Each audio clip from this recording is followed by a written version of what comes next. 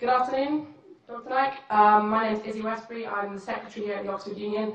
I have a very short question to ask. You talk about the hijab being something that serves to protect a woman. Surely it's extremely patronising and degrading to prevent a woman from making that decision for herself.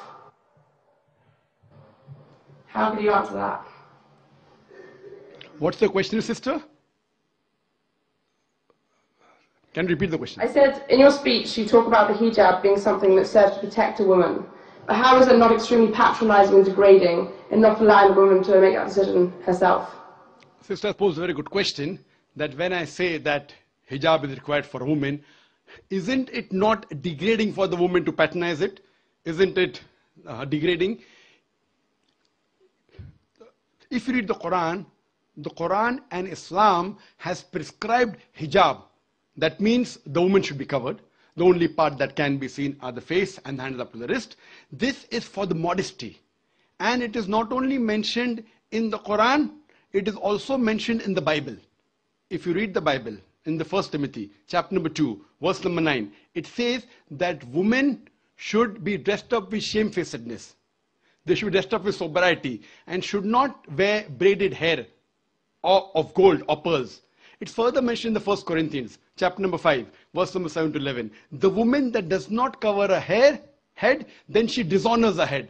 Her head should be shaved off. Anyway, I don't agree with this. I'm just quoting you from the Bible. Same way, if you go to the Vedas, it says that the woman should cover the head. So all the religious scriptures, they talk about the woman covering there. It is for modesty. It is not to degrade the woman. And if you analyze, there was allegation made against me, saying that Dr. Zakir Naik says that that if they don't wear hijab, that if you wear Western clothes, there are chances the woman will be raped. It is a misquotation again. What I said, that if women wear revealing clothes, they have more chances of being raped. What I was doing, the same newspaper, Sunday Times, which spoke against me, 1 year before, on the March of 9th, 2009, Sunday Times carried an article. In Britain, 1 out of 7 feel that the women who wear sexy revealing clothes, she should be hit. I'm sorry, I don't agree with it. This is the statistics that was given in the Sunday Times on the 9th of March 2009, that in Britain, 1 out of 7 Britishers believe that the women who wear revealing and sexy clothes should be hit. I disagree with this. Furthermore, one more article came in 2005. In the same newspaper, Sunday Times, it said that 26% of the Britishers, they feel that wearing revealing clothes is partially or totally responsible for the rape.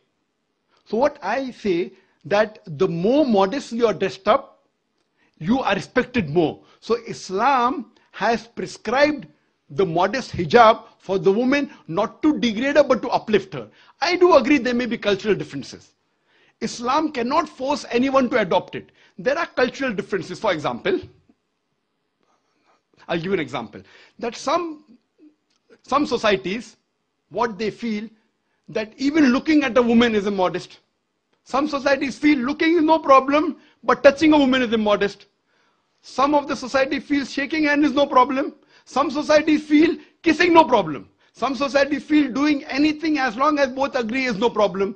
Different societies and different cultures have got different rules and regulation.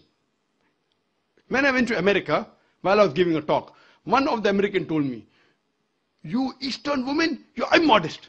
I was shocked. So I said, "Why do you call the Eastern women immodest?" He told me, "You Eastern women, you expose your belly." So in America and Western country, exposing belly is immodesty. In India, exposing belly is not immodesty, wearing shorts is immodesty. So what I've realized, sister, there's different culture, there's different system. Islam cannot force anyone to adopt. It's clearly mentioned in the Quran in Surah Baqarah, chapter number 2, verse number 256, La ikraha fid din, there is no compulsion in religion. But if some women want to adopt the hijab because they feel modest and they feel respected, I feel no other woman should disagree. And when I've been to UK, I've seen hundreds and thousands of women who do cover their hair and who feel that they are uplifted because of this modesty. Hope that answers the question.